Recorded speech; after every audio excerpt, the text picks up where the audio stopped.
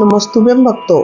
श्री शिव महापुराण चतुर्थ कोटि रुद्र संहिता का 29वां अध्याय शीर्षक है गणेशेश्वर ज्योतिर्लिंग वर्णन। सूत जी बोले, हे ऋषियों, अब मैं शिव के गणेश नामक परम श्रेष्ठ ज्योतिर्लिंग को कहता हूँ, ध्यान देकर सुनो।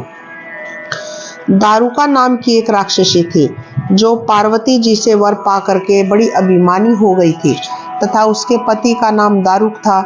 वह अपने साथ अनेक राक्षसों को लिए हुए सज्जनों को कष्ट देता हुआ लोक यज्ञों का विध्वंस करते हुए धर्म का सर्वथा नाश करने लगा।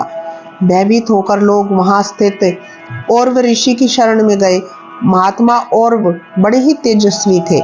उन्होंने कहा, आप लोग कुछ भी दुख ना करें, दुराचारी राक्षस स्वयं ही मरेगा। संसार के सुखदाता औरव मुनि ने राक्षसों को श्राप दे दिया, जिससे देवताओं को बल मिला। इंद्र आदि सब देवता रणभूमि में आए। राक्षसों का आतंक छा गया। तब उन्हें चिंतित देख दारुका ने कहा, मैं इस वन को जहां चाहूं उठा करके ले जा सकती हूँ। राक्षसों ने जैसे भी हो उससे अपनी प्राण रक्षा की प्रार्थना की। दारुका उस वन स्थली को उठा करके राक्षसों सहित आकाश में उड़ करके समुद्र के मध्य में जा बैठी। अब राक्षस सर्वथा ही रक्षित हो समुद्र के बीच में रहने लगे। वहां जो ऋषि और देवता अधिक मिलते उनको पकड़ पकड़ कर ले जाते।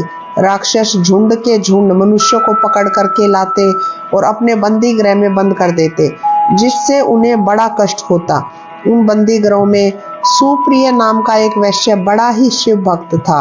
वह कारागार में रहकर भी शिवजी भगवान की पूजा किया करता था और बहुतों को उसने शिव मंत्र दे दिया और उन्हें पार्थिव पूजन की विधि भी सिखलाई।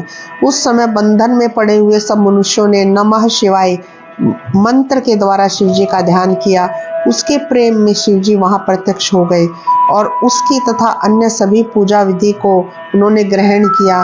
फिर तो वहां पर शिवजी को का जो चरित्र हुआ वह मैं आगे कहता हूँ, ध्यान पूर्वक सुनो। इस प्रकार श्री शिव महापुराण चतुर्थ कोटि रुद्र संहिता का 29वां अध्याय समाप्त होता है। श्री शिवाय नमस्तुभ्यं भक्तों।